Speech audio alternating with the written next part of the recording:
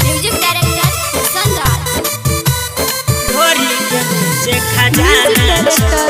टुनटुन बाबू सालहा हाजीपुर वैशाली। बोले के नई ठिकाना छो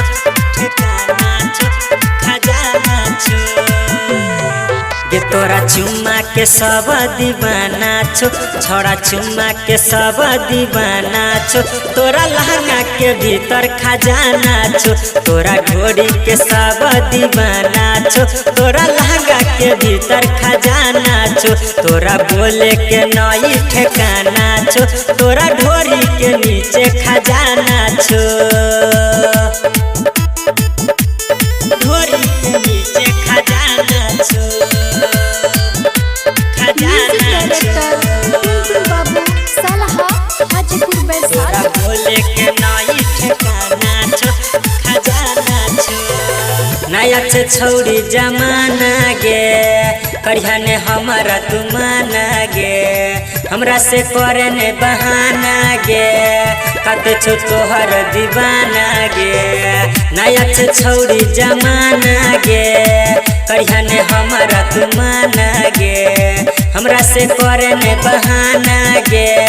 भरबो ने हमहर जाना गे तोरा कजरा पे सब दीवाना छो तोरा ढोरी के सब दीवाना छो तोरा लहंगा के भीतर खजाना छो तोरा ढोरी के सब दीवाना छो तोरा लहंगा के भीतर खजाना छो ढोरी के नीचे खजाना छो खजाना छो म्यूजिक डायरेक्टर टुनटुन बाबू सालहा तोरा हाजीपुर बोले के वैशाली। नई ठिकाना छो खजाना छो पेन्हे छ छोटा छोटा कपड़ा गे छोरा में होई जतै लफड़ा गे कहो चमंजी देला के करा गे कत बनेला छोड़ी जतरा गे पेन्हे छ छोटा छोटा कपड़ा गे छोरा से होई जतै लफड़ा गे